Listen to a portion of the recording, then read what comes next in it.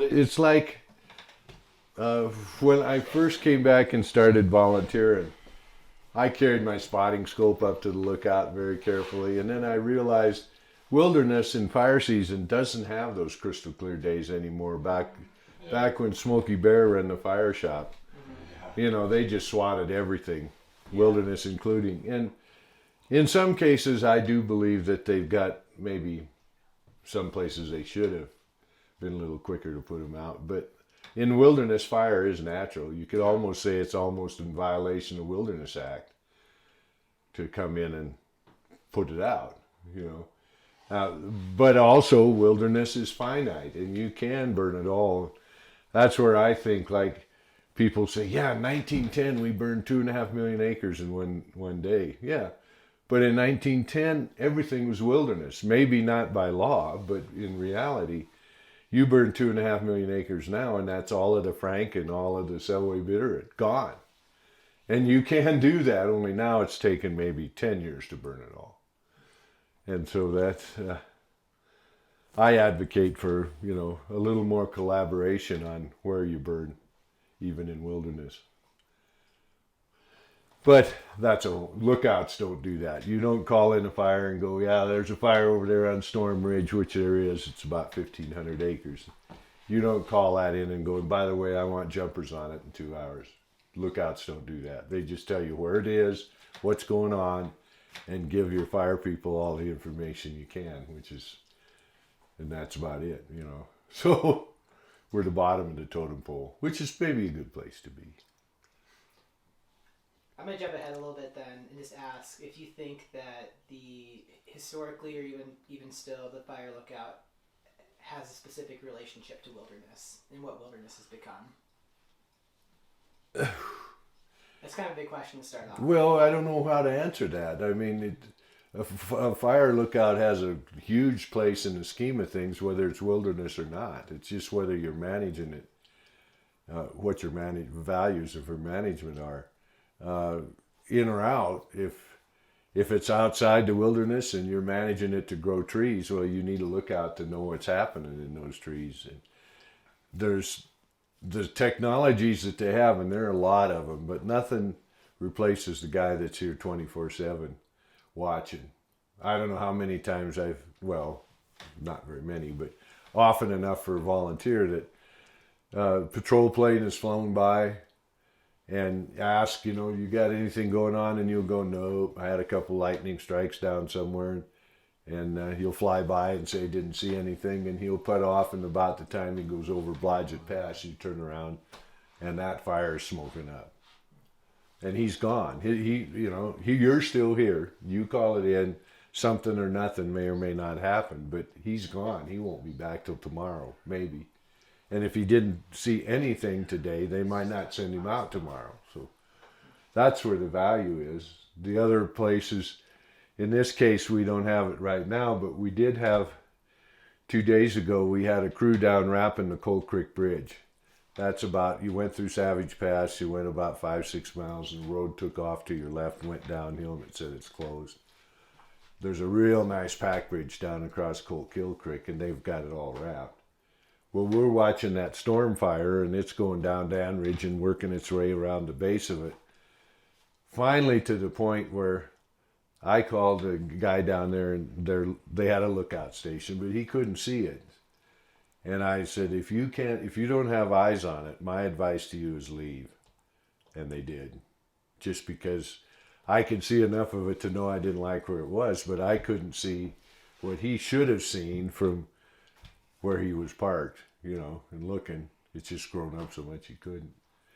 So we service that function. Most any time there's a big fire around, the IC on the fire or the safety officer will have the lookout swinging the weather every hour and watching and calling if he sees anything, especially a storm or something or lightning that might come over while the men are all down there, nose down, digging line, not looking, you know. So yeah, I think there's a lot of real good reasons to have lookouts. In the wilderness, one of the things I think that maybe they miss the boat on is when you get visitors, it's nice if you can tell them the story and the rationale behind what's going on with wilderness fire management. I mean, people go into the wilderness, they don't really expect to walk through a burn for a week. They expect, kind of maybe a fire mosaic and a nice pristine forest or whatever. And so it's nice to explain to them why they do what we do, and that's important. And from the Forest Service will tell you there's no such thing as a leave burn policy where they've never had that. There's always some kind of management policy. But when the public looks at it, lightning strike comes down, this fire starts and nobody does anything, that's leave burn in their eyes. I could quote acronym after acronym, but ultimately that's how they perceive it. So it's nice to kind of talk to them and say, hey, we're doing this for a reason. This is a fire mosaic.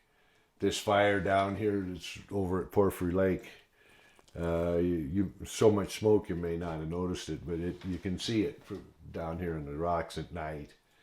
That's in an area that's been burnt, but it's very much a mosaic. It's not a charcoal factory. It's patches are burned, patches that aren't. You might say that's a good wilderness fire. It's over there skunking around, doing this and that. So that's kind of how that, it's important to be able to interface with the public, I think. And up here we get a special, wilderness people, wilderness lookouts get a special kind of public because they've got sweat equity in getting up here. They didn't just drink a half a rack of beer on the cooler in their four-wheeler on the way up and get out, and the first thing is not to look at the scenery, it's to look where the outhouse is. That folks that come back here don't look at things that way. So you get good folks that you should be talking to, if that makes sense. Before we get going, could you just introduce yourself and then tell us how you got into fire lookouts or the Forest Service? Okay. Well, my name's Bill Moore. I grew up on this district. My father was district ranger on this district. So when I was born while he was in probably Peleliu in World War II, and when I came home, and he wasn't the ranger here then, but he was kind of one of the senior guys, and he came back, ended up being ranger. And I didn't have a career in the Forest Service, but my first real job was Hidden Peak Lookout, which is over that way about 8 miles into smoke.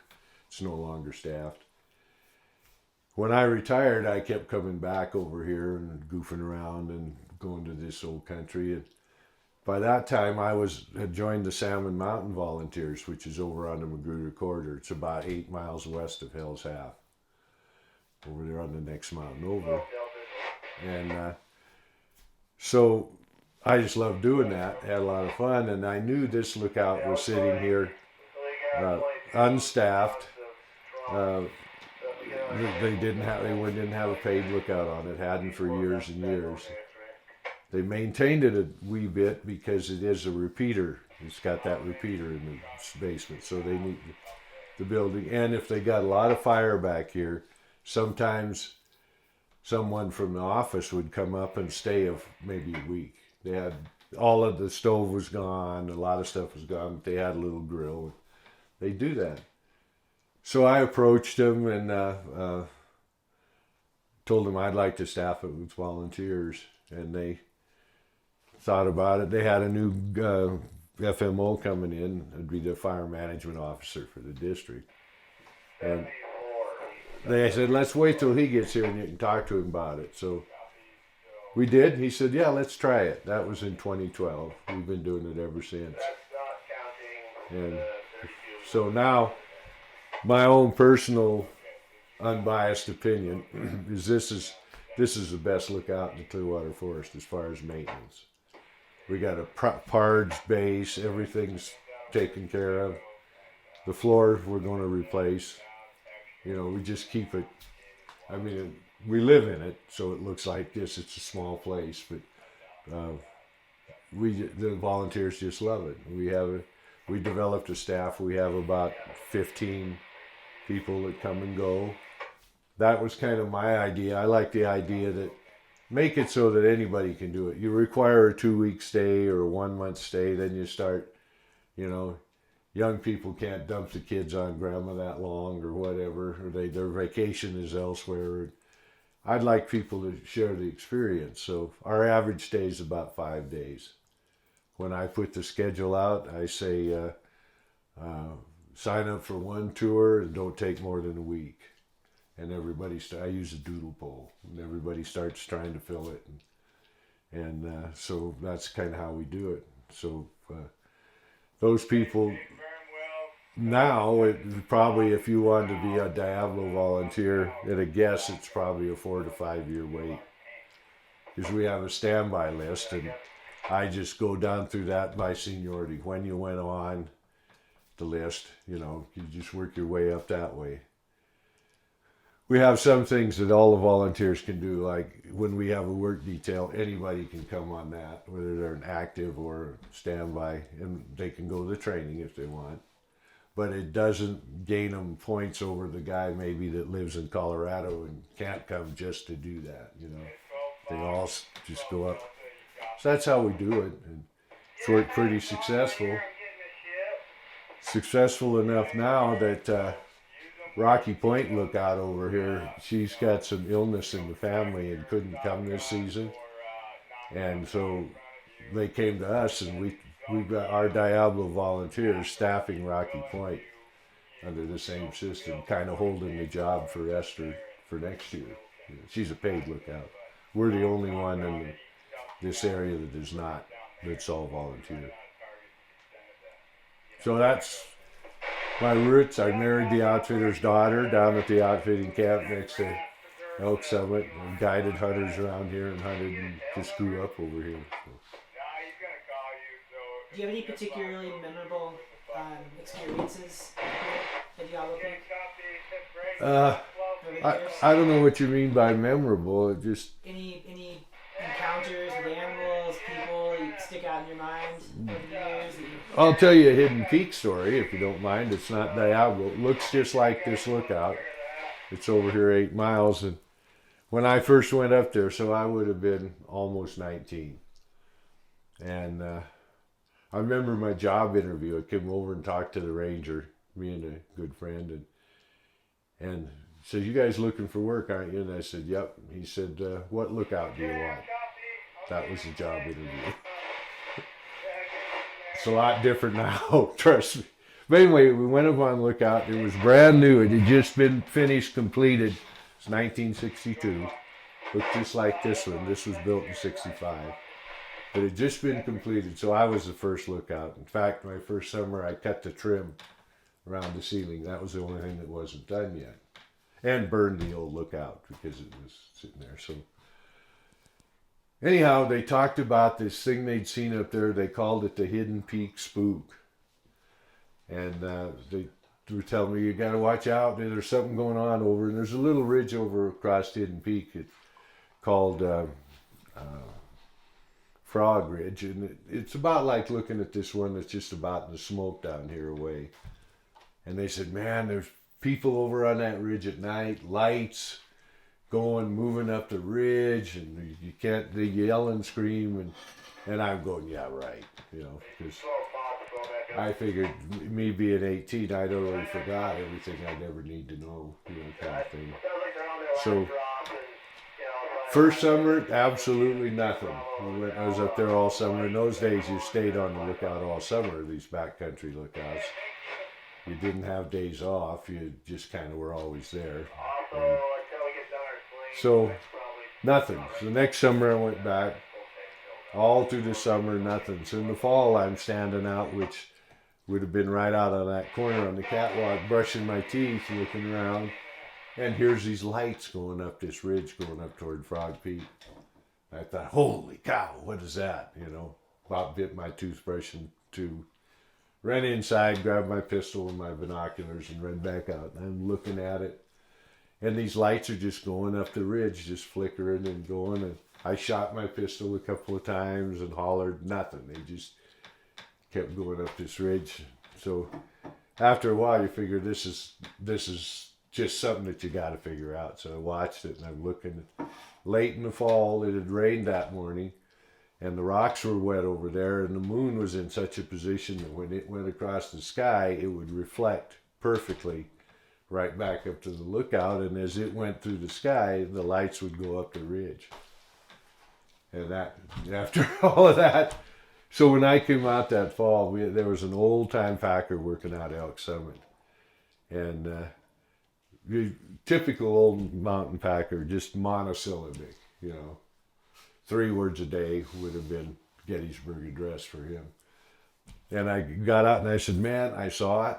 It went up the ridge. You guys wouldn't believe it.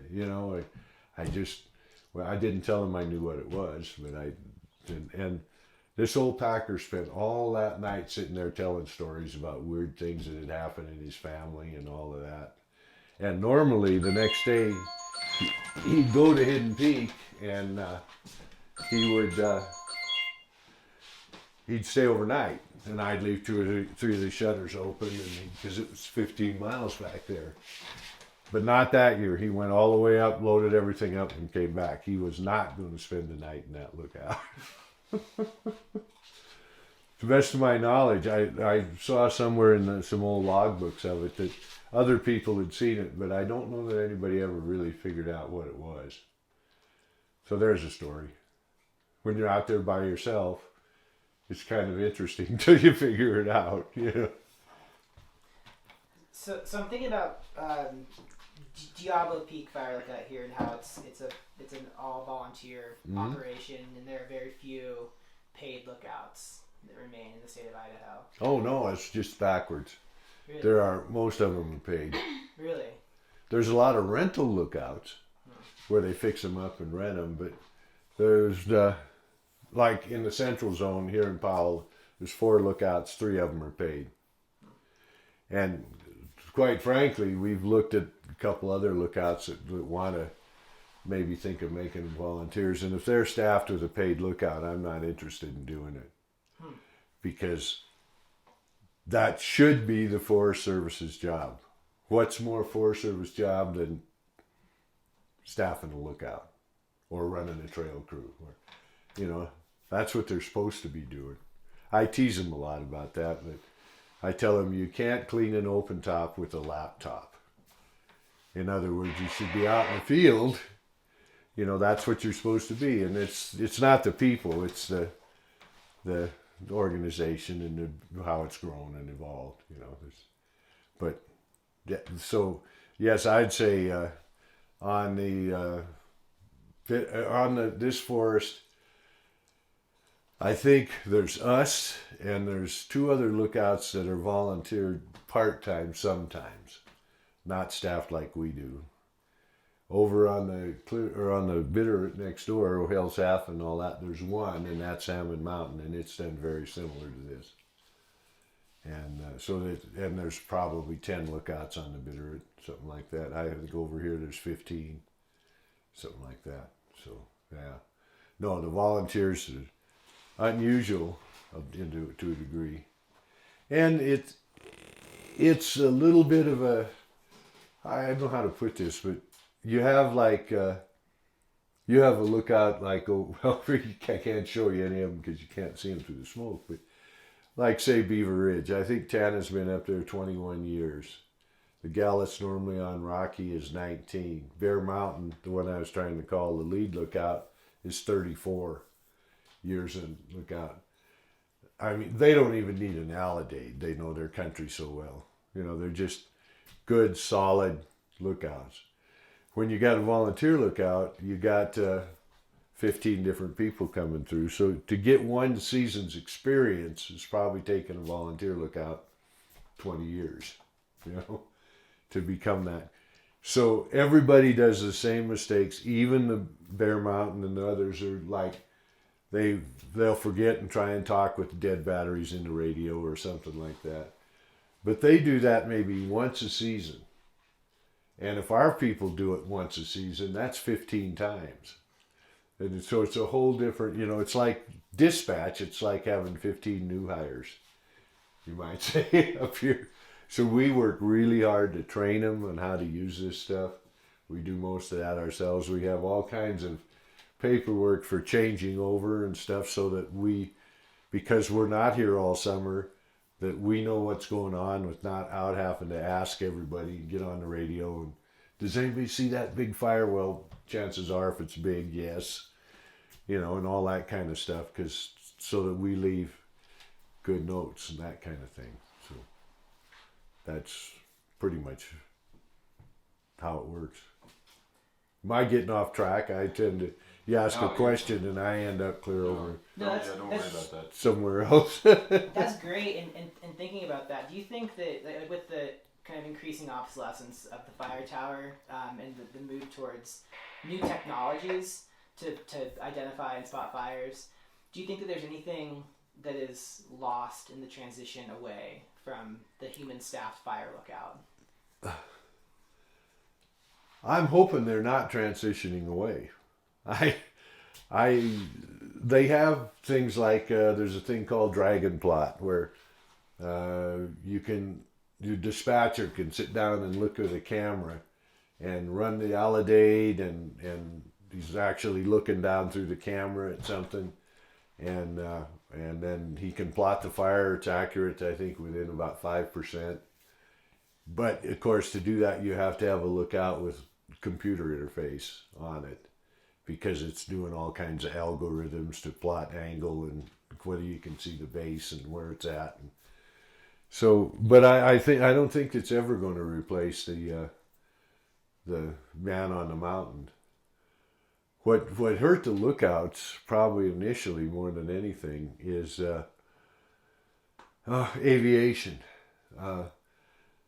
A lookout used to be, when you hired onto a lookout, you were a lookout smoke chaser if you were physically capable of it. And there were a lot of lookouts. And part of the reason was you were the initial attack. So you'd call it, you'd be in here and you'd look down there and there'd be a fire over on Hidden Ridge and you'd call it in with your phone. And then the dispatch would say, well, you go hit it and see if you can get it. And off you'd go. And if you didn't come back in 4 or 5 days and call in, they might send somebody up to see if did the fire get bigger, get it big, smaller, but basically you were supposed to go put it out. That was your job. And that created the lookouts had a lot of overlapping scene area and stuff like that. They could see the same things, but a lot of that was just so you could your lookout could get to the fire because you needed to be somewhat close, and that's how they did it. Well, then along came aviation, and two things happened. One, you came out with the smoke jumpers, so they could go on the fire. Lookout didn't have to hike out there and spend a day getting to the fire and still be by himself. They could put jumpers on it, and that way diminished that lead. And then with air patrol, air reconnaissance, and later satellites and all that, it didn't become as necessary to have overlapping scene area. If there were holes in it, you'd figure those out pretty soon. Air patrol would always fly through where the lookouts couldn't see and that kind of thing. But I think they reached a balance where they kind of know that there has to be something going on. And I don't have the perception that that there's any active movement to get away from lookouts. I know it's hell to get one made, like in 1965 when Jack Puckett had this lookout put up. He just wrote a purchase order to, I think there was a place in Kalispell and one in Columbia Falls and one in Spokane, said send me an R6 and enough blocks to put it on a 10-foot blockhouse, one each line item on a PO. And then he'd find a crew, and generally experienced, old-time hands. There's all kinds of stories about two young men that show up and get a job in the summer with one old worn-out trail crew foreman, and they build Bear Mountain Lookout. It's a 50-foot tower, and they do that all summer. That kind of thing. That's how they did it. And nowadays, if this lookout burned down, they would re-engineer it from the bottom up. along OSHA and safety and blah blah and historical interface, and it'd cost as much as the lookout, just the engineering to build the lookout. And then they'd run into all kinds of issues with, like, can we get the, will we helicopter stuff in? Can they pack stuff in? All that kind of stuff that, it's just a hassle. They built one, Sula Peak burned up in 2000 and they replaced that. It's a total different design of a lookout. And it was expensive to do that, but that's today. So that's the issue they have getting nowadays. So they look real hard at a cost analysis. For us, they don't, because the lookout's here and we take care of it, and we work really cheap, and they like that. If you're doing a good job, there's no point in having volunteers up here if they're not either. By the way, that doesn't accomplish much. So, yeah. When we spoke to you over Zoom, you talked about your father a little bit, who's sort of a legend around here, and you told a really beautiful story about a tower, a cupola design, I think he had built, and then that was eventually taken by a fire. Yeah. And I don't know if you'd feel comfortable telling that on camera, but we thought that would be a great story. Sure. If you were able to tell it. In the first place, there's a book over there in the cabinet called The Locksaw Story. It's right behind the peroxide. And that's the book that he wrote. Still in print, although nowadays that isn't the same as it used to be, because in print means that they do it on computer now, and the publisher buys them 2 cases at a time. He doesn't have to do 5,000 of them to make a print run. Yeah, how do I tell that story? When Pop was 17, he came over into the Locksaw. He was running a long line trap line at the time. He bought a trap line and he went to work for the Forest Service for a guy named Ned McKay, was the ranger. And in the course of that, he ended up staffing a lookout called McConnell Mountain. It's in behind Bear Mountain, and it was probably about the farthest one back you could get on the Powhatan.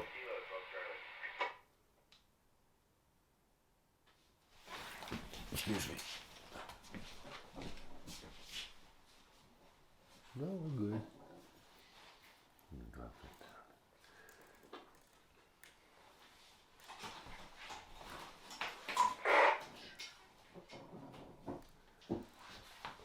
down. I'm sorry, guys. This is giving me about 20 million different signals. Hey, Charlie. Hi, I'm Commander. Do we have everything we need to start doing those? Yep. Everything we need to do this one.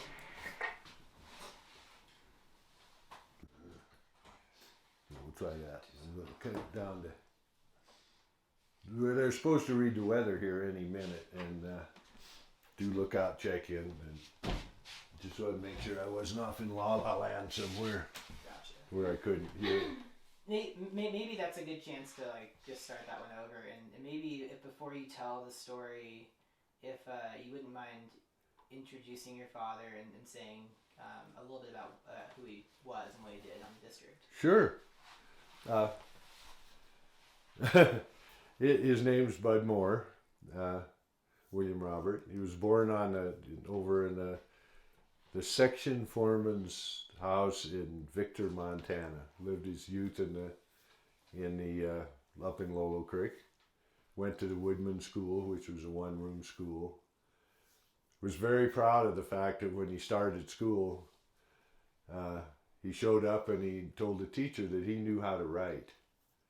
And they said, you're pretty young to know that, first grade or whatever. So he walked up to the blackboard and he wrote Winchester in great big letters with a piece of chalk. He knew how to write because he'd taken the name off of the barrel of his rifle. So, he was quintessential mountain man. At about 17, at that time when you came to Powell, you came over Lolo Pass. The road ended at Powell, and that was it. The road was built in the 20s, that far. And the backcountry fur trappers were coming into the country, and the downriver line was owned. A guy came named Oren Van Hoos owned that line, and they had territories not unlike outfitters. It was informal, but you didn't trap in another guy's territory, and if he got sick of it, he would sell the territory and probably the traps. Then Oren Van Hoos's home cabin had burned down, so Pop bought it from him for $200, the downriver long line. That was big money in those days. That was quite a bit of money. So come December, it was kind of in the middle of the season, he snowshoed over Lolo Pass and down and figured out where the trap line actually was and trapped some marten and other fur, but marten was what they were really after. So at that time, in today's money, that first season, which was his worst season, he probably made about $30,000.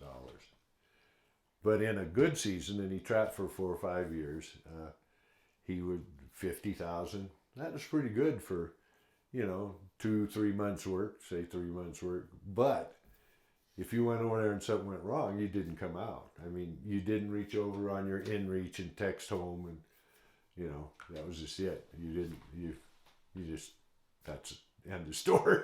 So he did that, and then he started working for the Forest Service, and finally the Forest Service got busy enough that he quit trapping, and he wasn't making the same amount of money, but it was a career and all that kind of stuff. And worked at Powell, went to the wars, came back, became a ranger, and he was what they called a granddaddy forester, in that he had so much experience they let him take the JF test, which is kind of like your PE test if you were an engineer, to be a forester. And he passed it, so he was a professional forester with an 8th grade education. He wasn't the last one to do that, but he was probably one of the last 3 that could, before it became, if you didn't have an college degree, you just couldn't do it. But so he worked his way up, and until he was a district ranger. They tell a story about it because this was in the Lolo Forest Den. So this was part of, because that's the only way you could get to it. There was no highway downriver, no nothing. So they generally administer along state lines, but this was in the Lolo Forest. So he was considered the ranger, and he'd go out to staff meetings at the Lolo Forest in Missoula, and he'd take his old beat-up pair of saddlebags that he had, and that's what he had his paperwork and notebooks and stuff in, and he'd set it up on the conference table and get stuff out of that and participate just like everybody else. The forest supervisor, about this time, he was taking this JF test, and he walked in the forest supervisor he never said anything, but he didn't like the saddlebag idea, and so he walked in one day and he had a brand new leather briefcase. He still got it, and he laid that up on the table, and he said, "Well, I got an announcement." Excuse me.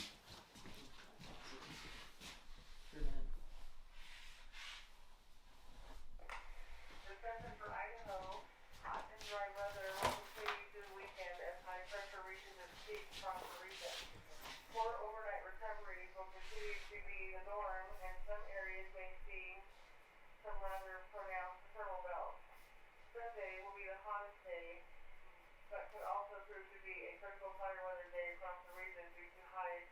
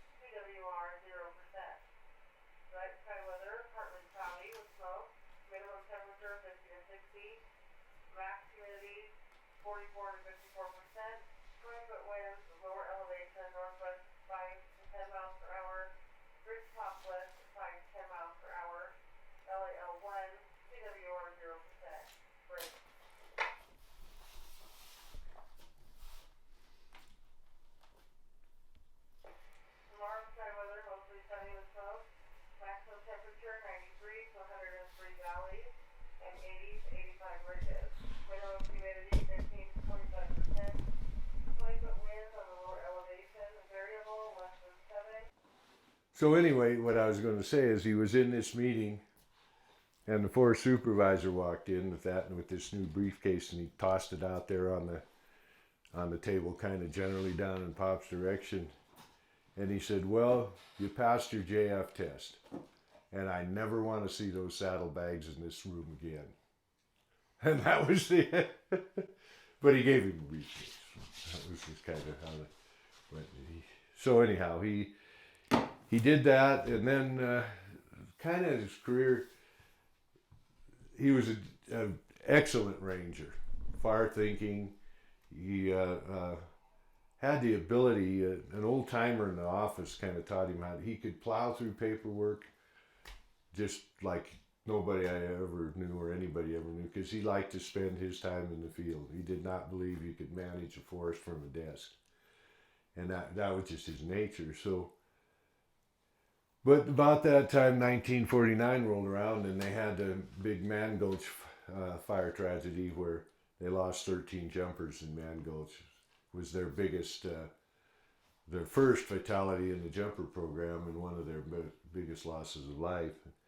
After that, there's all kinds of stories about that. The guy that was foreman on the crew actually worked at Powell after that. All us kids knew him, all this kind of stuff. But anyway, the chief called a task force to talk about that, and they went to DC and they met for a couple of weeks, and the idea was try and find what happened and what could have been done to help make it not happen. And they met for a substantial length of time, and they came back with some ideas and some new training techniques, which they didn't really have training techniques before. And so Pop ended up spending a lot of time traveling, doing training and stuff like that. So kind of to the point where they transferred him out and up in the supervisor's office, and then on up into the chain of things, doing that sort of thing rather than actually being in the field. And and then he went those days. I think it's probably still true. You have kind of, if you're going to be climbing up the ladder in the Forest Service, you got to spend some time in Washington D.C. It's kind of considered purgatory, where they just make you do it, And so he did that. When he came back in the real early 70s, he was director of fire and aviation for Region 1.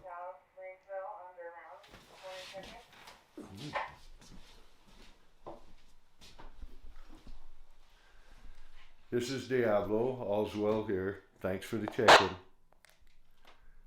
Ah. I got a feeling my batteries are about dead. Watching that all morning.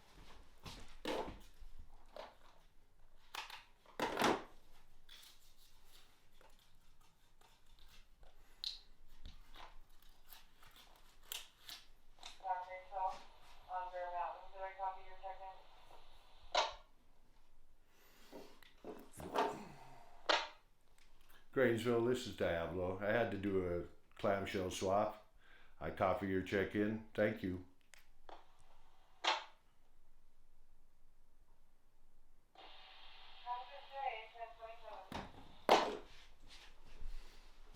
I tell my volunteers that when you call in a fire, always change your clamshell before you do that. I don't care how you think you just changed it, you think it's okay.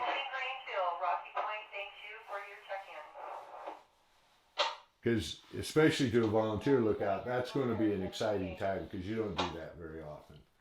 So you're on the phone and you call, Grainsville, Diablo, stand by for a smoke report, and they tell you to go ahead, and you take off, and you forget to do brakes in your transmission, and you're going, you get all done, and they'll say, we didn't hear anything after Grainsville, this is. And so then you got to run around, find your clamshell, do the chase. And by the time you get done with that, your nerves are just shot. And it's just much easier to put $9 worth of batteries back in there and start out fresh. Hey, good morning. Wasn't sure if you knew, but I'll be working my days off this week, both today and tomorrow. This is where a paid lookout can do. It's not much of a job, but he's working both days off to get a fire going. Yep, He'll be those are working my regular days off, but I'll be working them this week. 14 hours a day probably with helping with other fires and stuff. And at the end of the year, you can do almost as good as a firefighter. He's been doing that for 30 plus years. Thanks. Good enough.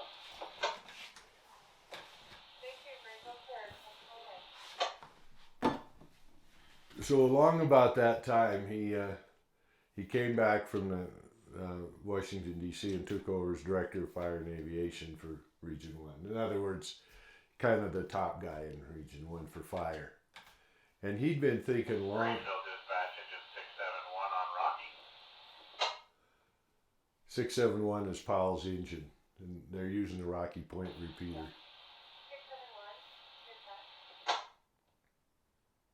Yeah, 671 is back at Powell. So he developed. He kept thinking he wasn't the only one, but they kept getting concerned that protecting the woods for fire, especially in wilderness, and he was a kind of a son of wilderness, if you will, was an unnatural thing. And they commissioned a couple of studies about to do fuel loads and all that, and whether or not they found that some plants were actually in danger of extinction because they'd been so successful at protecting them from fire. And also that the fuel loads were getting astronomical because they weren't getting the burning, the 20-year burning cycle or however you want it. Ponderosa pine's a good example. If you don't burn it about every 10 years, then the shade-tolerant trees like Doug fir come into the understory and take it over, and then when you burn it, it gets hot enough, it kills the ponderosa pine, which can survive a pretty good fire. Things like that. He was thinking of that, and so they got a little budget to do it, and in 1973, I think, they tried their first wilderness fire. Turned out to be about the size of this lookout. It putted around all summer and finally went out in the fall. And then they... but the next year they had a big one, and they had it right in the same area. And so they let it burn all summer, watched it carefully, and that just kind of became the policy. They called it prescribed natural wildfire. And for 20 years that was what they did, and it's what they still do. They've changed the acronym and how it works and all of that kind of stuff. But the theory is the same in wilderness. Now, generally outside of wilderness, they still act on the SWAT on site, I call it. When you call it in, you put it out. And they still are successful. 98% of the fires that they have a clear direction and they get on, they put them out. But even outside the wilderness, the fuel loads and stuff, the lumber industry is kind of gone. And all of that kind of stuff that... maybe sort of duplicated some of the effects of fire. So it's real easy. That's why they get these big fires. If you wait too long and you don't get it right then some of them, there's just not enough money in the world to put them out. Mother Nature does like she always does. She puts them out in the fall when winter comes. And so anyway, that basically he got that program started. He was not the only one, and there was some like that particular fire, that Fritz fire, that was on Orville Daniels' Lowell Forest. Well, Pop might have been the director of fire and aviation, but if Orville wanted that fire put out, it had been put out. Everybody worked together on that. And then he retired right about that time. Then he wrote the book. Didn't do anything with the book for about 10 years because the market they weren't talking ecosystem forestry and listening to the land and all that. And he refused to vanity publish it. And finally the environment for books like that changed, and the publisher came and said, let's look at that book again. And he rewrote the last 2 chapters, and then they published the book.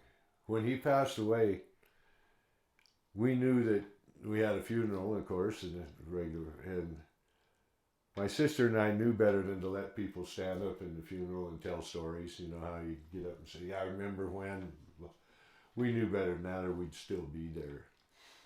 But what we did, we took Powell Campground down here, and Forest Service worked with us, and we reserved the whole thing for a weekend, and we had what we called a rendezvous, and we invited everybody that we could think of, and it was a strange but fascinating mix of old timers that had been here when he, kind of working their way up when he was here, and young people that he started or was instrumental in starting the Wilderness Institute at U of M and things like this, and it was just an amazing time. So that's kind of, he went from, just a young man that knew how to spell Winchester to a pretty high position in the Forest Service, and then had a lot of, I think his influence has been, after he left the Forest Service, young folks, people like yourselves, would come and visit, and he could answer questions about why they did stuff clear back from before World War II, and it's like, they didn't just do anything kind of like throwing a dart at the phone book. They had ideas and thoughts and were doing the best they knew, and he could explain why they did it, how it turned out, were they right, how they're doing it now, is that going to turn out, and stimulate a lot of thought. And I think because of that, he still has influence, because those young people are now decision makers. So, is that kind of... That was great. Yeah, I wonder what your dad would think about current fire management practices in the Forest Service, directions it's taking.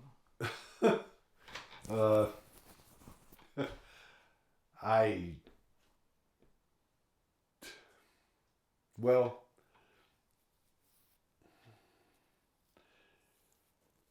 in some respects, I think if he looked at wilderness, he'd say that just letting it burn has become the fallback position too long. And I think he'd have some thoughts about that. And I only say that because I advocate for more collaboration in what you let burn in the wilderness. In some cases, in fighting fire, I mean, I just don't know how to answer that, because I can give you my impressions that he maintained, but like things like, but they're all, I just kind of hate to do that without letting the Forest Service have some opportunity. For example, they don't fight fire at night. Well, hell, they used to do that all the time. That's the best time you fight fire. And there's just a lot of things like that. They rely too much on aviation. They rely maybe too much on satellite imagery of lightning strikes and stuff like that. And it'd be hard to say, because he loved the Forest Service. But I think a good example is you were asking me about the McConnell story, and I could take that around to the end sometime if you'd like. But I don't know. I'm the wrong guy to criticize, because I don't. I advocate for more collaboration on what you fight in the wilderness and maybe when, but not how, because the people that fight fire today have their own regulations, their own values have been assigned, and they're good at it. And once you make the decision to fight a fire, it's no longer a collaborative effort. I mean, it's a war, and there's a guy C, and he's in charge, and he's going to swat that fire if he possibly can. But up to the point where you do that, I think there's place for collaboration. You're not telling them how to do it. You're just telling them, maybe when and where and what I think the public should weigh in on that. That didn't really answer your question, but you could sit around and pick specifics, and I I can't do. I'm not qualified to do that. I'm a hydraulic technician with a lot of love for the backcountry and learned from a guy that was really good at it. But if you know what I mean. Sorry. No, That was really good. that was great, and I think I just want to know why do you do this? Like, why are you a fire lookout? Why do I do? Why do you come back to this every year? I grew up here. It's just I don't know what I'd do if I couldn't do this. And the guys at Powell treat me like I'm one of them, which I kind of am. So, and they love, I have a lot of fun with the young folks because there's things that I know that they don't know, and we tell a lot of stories and things like that. So it's just you can't live in the town. You just can't. You gotta get out and be in this, even on a day like today, when you can barely see out here maybe 8 miles, 6 miles if you're lucky. But you're sitting up here in the middle of nowhere, talking to good people that are interested in this country. I mean, you got to do that, or you're just going to shrivel up into nothing. That's the way I look at it. I mean, I don't know how it's important for your soul, I think. And that's the whole point of wilderness, really, I think, is to preserve that feeling, that very far reaching in that legislation. When they passed the Wilderness Act, I think there was only one legislature in D.C. that voted against it. And when he saw that it was 100%, the House and the Senate, he said the reason he didn't vote for it because it didn't go far enough. But the point is, it was simple, understandable. No other country in the world, I think, does it quite this way. And you get into this country, it's you learn pretty quick that you could come up here and you don't like smoke. Mother Nature does not care whether you like smoke or not. It's a part of the way she's developed and running the country, and you just got to learn to be a part of it and roll with it and be out in it. So I guess I do, and I like organizing things, and I like feeling good about knowing that we're doing this. This lookout is now staffed. There are people up here, people that talking to people. It's in really good condition, and it gets, we're always working on it, and it's just I enjoy that partnership. The Forest Service typically is a wonderful organization. I mean, we could talk about morale issues and on and on and on and on, but they're wonderful people. They're dedicated to working the land and doing the best they can. I don't have it right here, but when I'm talking to folks, I have a little yellow Writes in the Rain notebook, and I'll pull that out and go, this used to be the rule book, and a ranger carried that in his cruiser vest. Now it's a 3 terabyte hard drive, and if you printed it all out, he couldn't carry it in his car, and but the people are still trying to take care of the land. You might almost say in spite of that. So I love being with the people, and I just love this country. I do some work down at Elk Summit. Can you imagine a better place to go and spend a week in the fall, sitting at Elk Summit, working on the building, that kind of stuff. So I'm not unique. I'm just... Bill, could you just real quickly give us a kind of a walkthrough, maybe a 360 degree of the view here and what we're looking at through the windows? I'm chuckling about that because when I met to ask him about staffing this lookout, when we made the trip over and talked to Jack and me and my friend, and his hiring was, what lookout do you want? I took Hidden Peak because it's the farthest one away, and my buddy took Diablo. And I've always considered that I took over his lookout, even though it's like 50 years later, I feel almost guilty. But when we talked about that, we were talking, and the guy said, man, it's hard to teach people how to know the country. And I said, I don't think so. I could stand right here in his office and tell you most of the scene area from Diablo. Just, and if I can learn it, anybody can learn it. So I'm not sure how to put it. We're sitting on the ridge between the Selway drainage and the Locksaw drainage. So that is Moose Creek. goes down and runs into the Locksaw down around Lowell or somewhere there where it comes out. So this is the Locksaw, runs down this way, and they end up in the same place. And the border between the two districts is right on this line. So if you want to say, hey, I want to go down, we went in Lost, go down, it's only 2 days down this way and you'll probably come out at Powell. Well, you'll come out to that bridge they just wrapped. And this way, it's 2 weeks and you come out at Lowell. This goes deeper in the wilderness, that one doesn't. So you got Big Sand Lakes up here in the fog, here in the smoke.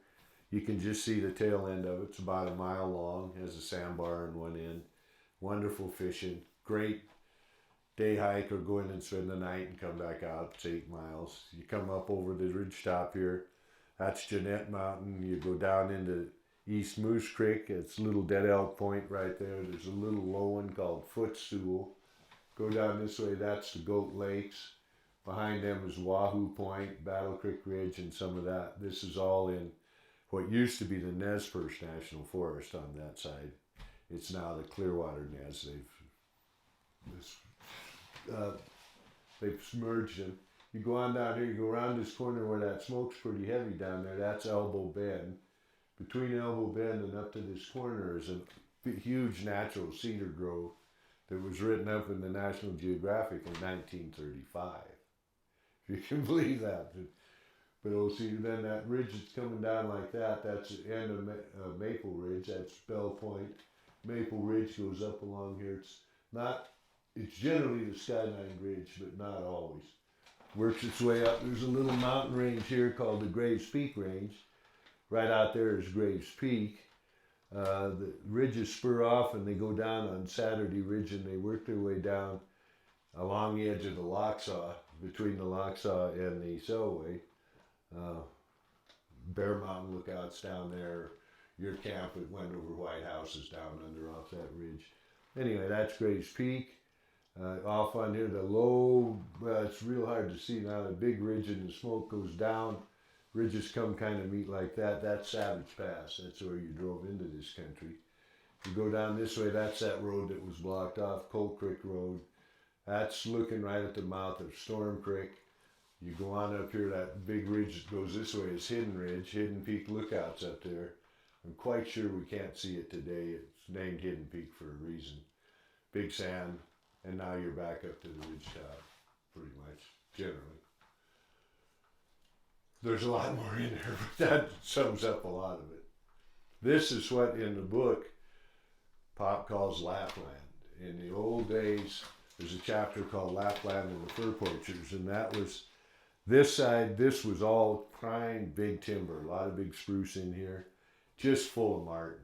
It was in the Selway Bitterroot Game Preserve, and you couldn't trap in it. It was illegal. But over on the Montana side, you just go, it's like a 2-day hike from here. If you go up Big Sand Creek over Blodgett Pass, you come out at Hamilton. And if you saw the movie The Cook the Ranger and the Hole in the Sky, that's a Norman McLean book. That's about Old Bill Bell, Elk Summit, all this kind of, it was a made-for-TV movie. Anyway, that's how they used to bring, like the Elk Summit Ranger Station, when they packed a sawmill over Blodgett Pass from Hamilton and put it in the creek down at Elk Summit, and that's how they sawed it. How they got the lumber to build that building. So anyway, there's so many stories I just get off on. I apologize. What was I driving at? I forgot. That it was called Lapland? Yeah. Oh, Lapland. Okay. Those people from the side from the Bitterroots down to Hamilton and all along in there is not marten country. It's just all goat rocks and nothing. And those old boys would come up and they'd go over in one of these little passes and they'd come out with a big wad of prime marten that you know did not come from the Bitterroot side. The forests here were so dense and so dark, they graded them as Russian sable. They were almost black. They were so dark. Their throats were nice and white and creamy. where you catch marten in this country now, he's going to be pretty pale, almost dappled, about that color maybe, with a yellow throat, just because he's out in the sun more. And they'd come over this country and do that, and them old boys would. The Forest Service was not interested in enforcing game laws, so they wouldn't do much about the poaching unless they started breaking into cabins, which of course they did, and then they'd come in and catch them. So that's some of the way you look at it now. This all was Lapland is all kind of a charcoal factory. It's been burnt 2 or 3 times, and so when you hike up the trail, it's coming just from Elk Summit to here. You'll see marten scat and stuff in the trail, which is kind of unusual. They're a very elusive animal. You don't see them very often, and that's because all of this habitat is not habitat for them anymore. So they're over here tucked up on Cedar Ridge, where we've got a fire burning right about down at the bottom of it, and it's burned several times in places like that. If you burn too much of that, then where do they go? You know, and so they go over Cedar Ridge into Cooperation Creek over by Bear Mountain, which is already burned. You know, it's just, those are where I think the fire management is integral with the ecosystem management. Needs to be. Anyway, sorry. No, it's great. When you took us around the compass to describe the scene area, can you just say something about how fire towers are constructed or erected in relationship to a scene area? Are they all north, south, east, west? The fire towers themselves? They tend to be. There's one downriver called Black Mountain that isn't, and there's one at the National Museum of Forest Service History that isn't. It's kind of a little. Pass, Elk Summit, Diablo. I'm sorry, Elk Summit. No, you were right the first time, Jay. But part of the reason you do that is actually it doesn't have to be any other way, but cosmetically, it's easier to have. You want your alidade to slide down the tracks in either east or west or north and south, and so square. You want it to look kind of nice and spiffy and be square in the tower and all that. It's more and it's easier. You know you're looking north. You know you're looking south. So generally speaking, they're lined pretty close. Now the one down the Forest Service Museum, they didn't set the thing square. So I went out and looked at it, and I said, well, if I make it look square with the furniture, then it's only going to be accurate in one place.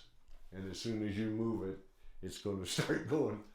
And they said, well, you know, it looks so dang nice, let's just leave it. I went, well, okay. And then I thought about it for a week, and I went back. I haven't done it yet, but I said, I can't do that. I want if a lookout walks into your museum and walks in there, it's a working lookout, and he'll figure that out, and he could just, you know, hang his hat by the door and start calling in smokes. And so how it'll end up is the cabinet will be square, and then this mounting table will be turned until it's right north, south, east, and west, because it has to be that way. And then we'll block her all down. So, does that answer your question? Kind of. Yeah, it does. And maybe you could give us a quick little demonstration on how an alidade works. Sure. It's also caused an Osborne firefinder. What I tell my volunteers is, they'll go, how are we going to do that? And I'll go, this is not rocket science. They did not have rocket science in 1928 when they made this thing. So basically, any of you guys work in a machine shop or around machinists? Yeah, they even nowadays they're all electronics, but there's a thing called a vernier caliper that you measure with, and you line up a vernier line. So what you do basically is you see a smoke, and the smokes are too. We just pick. It's nice to have something to shoot at, but there's a little knob. You look at this little knob, and there's a smoke on that bugger right on top of it. It's actually the smoke's actually on the next knob over, but see, there's a 1,500 acre fire burning out in there just past this first ridge. So you put on what you see your smoke, and then naturally you kind of don't know where it is, but you know it's under this tape. Because you've just shot it. These are horsetail hairs. That's what you put on your alidade. And unfortunately, I got to find a horse with coarser horsetail hairs because it's pretty fine for night shooting. But you do like that. Then you come around on the alidade and you read the veneer of what it is. In this case, it's 25, 6, 7, 8, 28 degrees. And then there's another one you can read that'll give you the exact minutes. It looks to you like it's about 28 degrees, 15 minutes. Depending on how close it is and how long you've been doing it. Most of the whole time lookouts is they'll go, yeah, that's 28 and a quarter. But somebody that's just been taught how to do that will, yeah, it's 28 and 14 minutes. So anyhow, so now you look at that and you know that's the angle of it. And that's part, you write that down. Then you read the terrain out to where you find out where it is on the map. It's maybe 3 drainages over, and this is a contour map. And through the years, you get to where you know what that is. So you look at it, and then you put it in, and then it goes across the section about where you think it is, and that section has a number. And it's in a township and a range. It's the old way of surveying. So you pick one out there, it's Township 36 North, 16 East, Section 15, Northeast and the Northwest quarter. So if you figure all that out, you're within 40 acres then. You write all that down, and then you got your thing. And then you look at it and you'll say, oh, that's a south-facing slope, and it's mature timber, and the fire's a third of the way down. You got all these things you can check off. In a book, this is a smoke report book. It looks like that. You go through that. And then you get all that done, and you've got all this figured out. That's when you change your clamshell and call it in. So, and from there. So that's kind of a real fast way of going through it, but basically that's what. And this is designed so if there's something in the way, you can move it back and forth to get around the stovepipe, or you can pick it up and put it over here if you just need it for that. And then what we do is we buy a piece of plexiglass, not plexiglass, actually Lexan, because plexiglass is an acrylic and tends to shatter, but we put that on so that you could write with a grease pencil or something like that, and your map doesn't fade and wear out and do all that. So I think that's about it. You can do this. I mean, we can plot a location if you want to, and do all that. And we're happy to do that. So does that answer it? I'm sorry. That was great. Mm-hmm. Could you explain maybe how you just did 2 different things here? So you before you did that, you kind of gave us the rundown of the land, right? And then you also showed us how to work the alidade. Could you maybe speak to how those 2 skills kind of work together? Why it would be good to have a lookout who had been staffing for 35 years, who also understood the land in addition to being able to read the alidade well.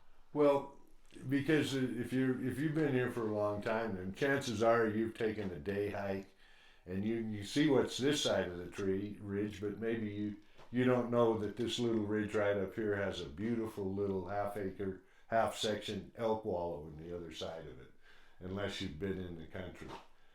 And that's a specific example that happens to be true.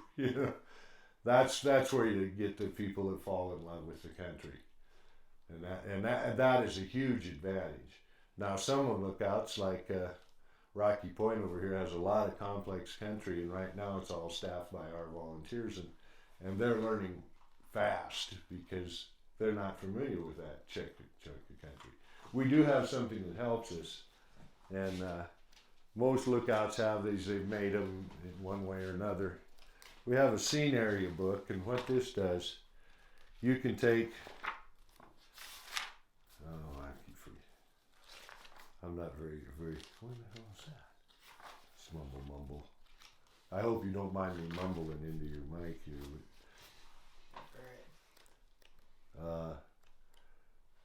I use this very little anymore, so but I'm trying to find. Here we go. So you're looking out that way. Somebody has taken this picture and marked a lot of different points on this thing. So you look out there, and you're looking at something that maybe is, well, I was looking at right about on the top of this little knob. And they've got it said Hidden Lake there, which is down behind that knob.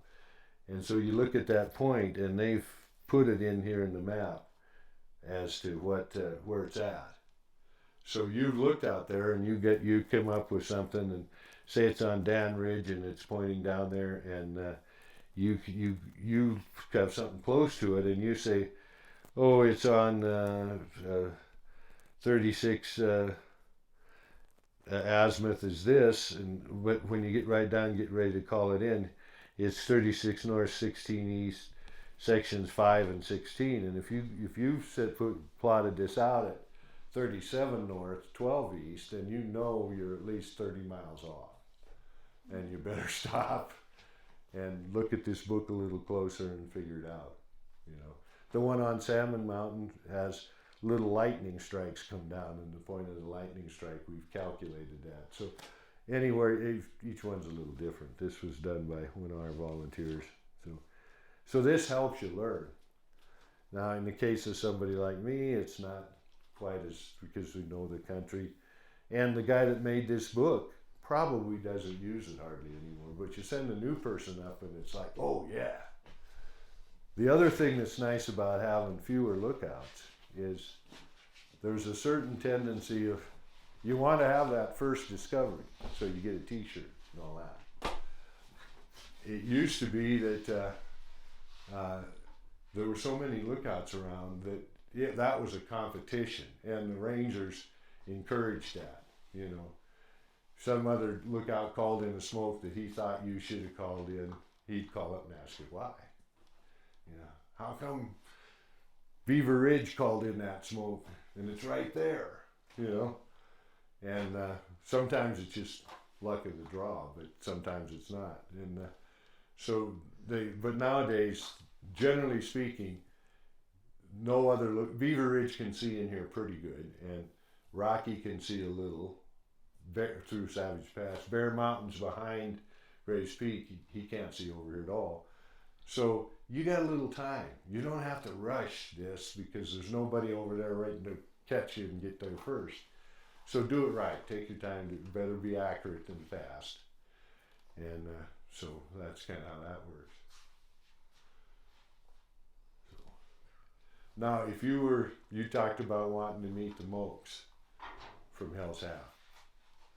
Now, they are the consummate lookout, and it is not possible for another lookout to have something happen in an area where Mokes can see and get a first discovery on them. I mean, they are the best detection lookout I've ever seen from that standpoint. You'll see something and you'll just be thinking about, I wonder if that's a smoke, and they'll call you. We see a smoke over there on Savage Ridge. Have you got that spotted?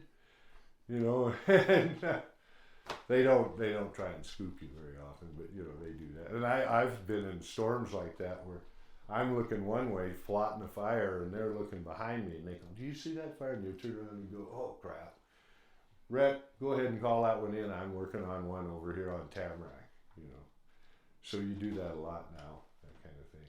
But yeah, it's fun. But it can also be the most boring job in the whole world. I mean, a lot of the volunteers, I know they come up, they want to read the latest book, work on their tan, you know, and they kind of hope nothing happens. Then there's the guys like me that are like listening to the weather going, all right, thunder showers tomorrow, you know. And so there's just, but all of them, when the thunder showers happen, they all do a real good job. I mean, it's just, so, yeah. So this is you can still have these made. To have this made now, there's a machine shop down in California that specializes in making them. They're about $6,000. This little tape is $380 if you buy a new one. So naturally, everybody hoards their parts and uses them and that kind of thing. Pretty interesting, and it's all adjustable. So it's got, you can adjust the main thing on the main template, so that you can, if something happens and it gets dropped or something, and you go over. Usually, about to check it, all I do, because we've done this so many times, that I swing on Graves Peak because it's easy to see and it's a nice sharp peak, and I'll just swing on it, take an azimuth reading, and then I just look down, and if it's going across Graves Peak, I know nothing's changed. So it's real easy to change it real quick that way. So yeah, you have to move it. So I'm looking through the door jam. I'm acting like I'm really doing this right, and I'm not at all. Yeah, that's right on. So I have a rule. My rule is nothing but your sunglasses on the Alidade. Now, when I leave, I'm no longer the HLIC, head lookout in charge, and whoever the next volunteer is, But I think it's important to see coffee cups and stuff like that. This is your instrument. This is what you work with. So I just say nothing but your glasses, or nothing. But that's how it works.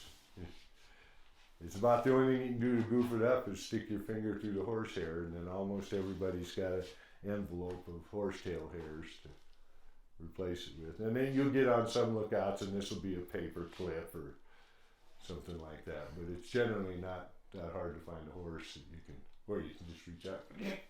Sorry. So yeah, old stuff, but it works good. And then, in realistic, in a backcountry lookout, what's going to happen anymore? If we called in the smoke, they're not going to do much, and then they'll fly it. They'll have air patrol look at it that day, or maybe they have a chopper they can get. Depends. Not every district has a chopper during fire season, but there's a lot more of them around. It's easy to. And it doesn't matter. A helicopter can be 50 miles away and get here in 30 minutes, So they will probably fly it in GPS and do a size up. Now, if you were a lookout out, say, Deer Mountain, right close to Hamilton, and you call it in and you go, hey, it's down in Roaring Lion. As soon as you say Roaring Lion, the engines are going to be leaving the ranger station because there's houses up there, which. That's kind of a sad fact, because the Forest Service is not in the structure protection business. Insurance companies are, but they aren't. They spend a lot of money doing it, but it's not really their main file. So that case, it becomes important. But here, you'll probably get a double check, and that's where your X maps comes in handy, because you can take the lat long, put that waypoint on your X maps, and it will convert it to township and range in sections, except for the crappy X maps I got on my phone, which I haven't figured out how to use normally.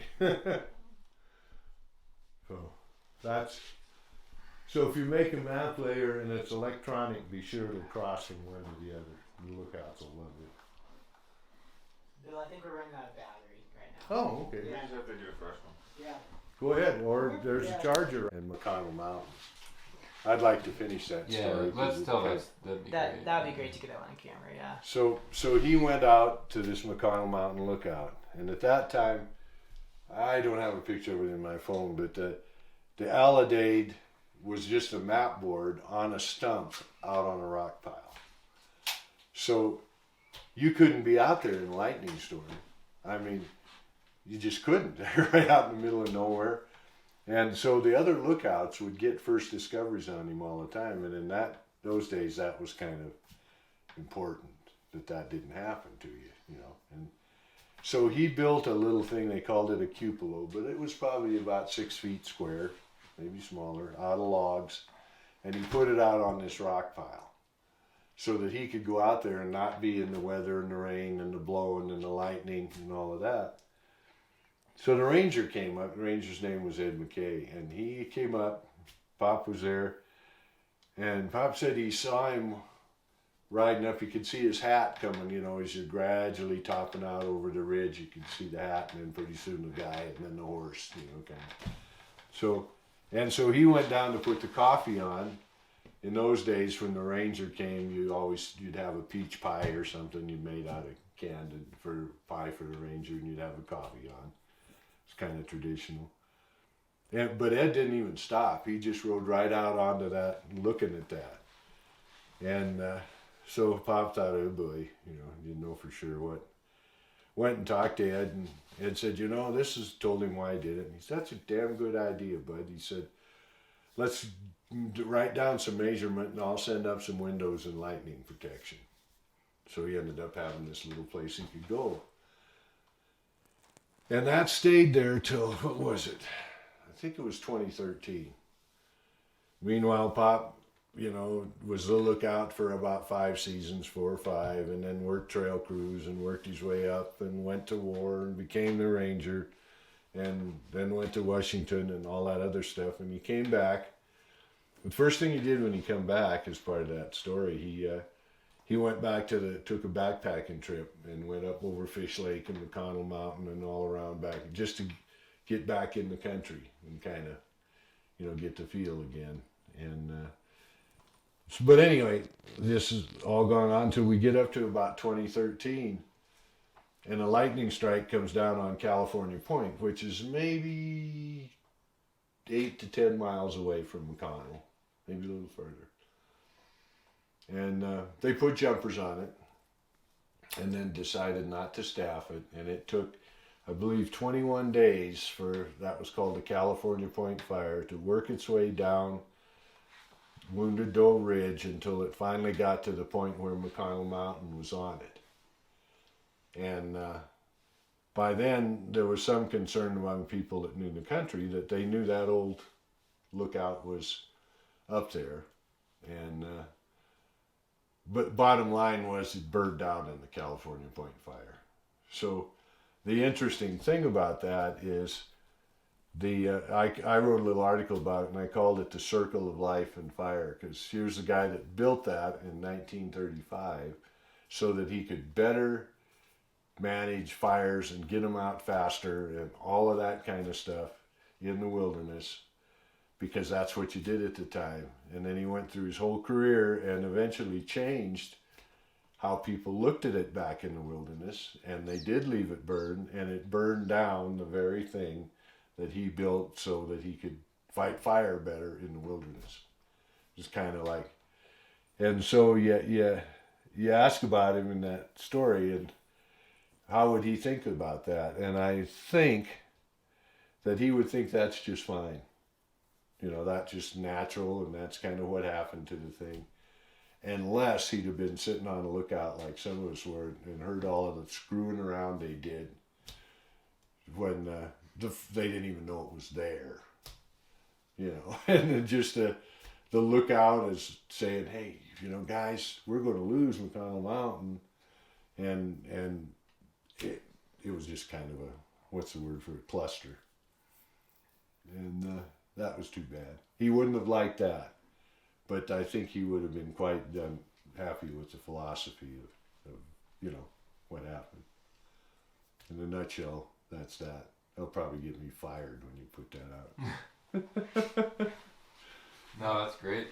So anyhow, I wrote an article about it, and I didn't say anything, but I had one of the fellas that said, man, that was a neat little article, because the way I wrote it I thought was kind of unique. I'm not a writer, but the way I did it. And he said, I'm surprised you think that way. And I said, I don't think that way. I'd have kicked somebody's butt right up around their head and shoulders. But I think that's how Pop would have felt, It's, I just thought it was, well, a lot of interesting things came out of that. As it happens in those kind of things, the fire didn't start on the Powell, and so it belonged to the district it started on. That's kind of how things work. And that guy was new and didn't even know that was there. And was a lot going on, and nobody was paying attention except people that didn't have any leverage. And so that was. I asked the archaeologist. I said, "I'm surprised you don't keep track of old historical buildings like that and make sure they don't happen." And he said, "Oh, we do." And he said that was the closest I ever came to insubordination in my entire career, when they had the meeting to discuss why that happened. So interesting. So anyway, another story. But McConnell Mountain is still there, and if you love the wilderness, you can still go up there. The bunk bed frames are still in the old cabin. You know. So sorry. Oh, I think we'll probably end up there, just for this story. So, Yeah. where can we find that article you wrote? Just wondering. It's in the Forest Fire Lookout Association magazine. Oh, About 2 years ago, I think. I can't tell you exactly, but it's there. So yeah. So my only published article everywhere, but that's not real hard to do in the Forest Fire Lookout magazine. I so don't think. yeah. So Gary Weber could probably get us a copy of it if we talk to him. Who? And Gary Weber. Oh, Gary Weber Yeah. would absolutely have a. Yeah, he'll have that.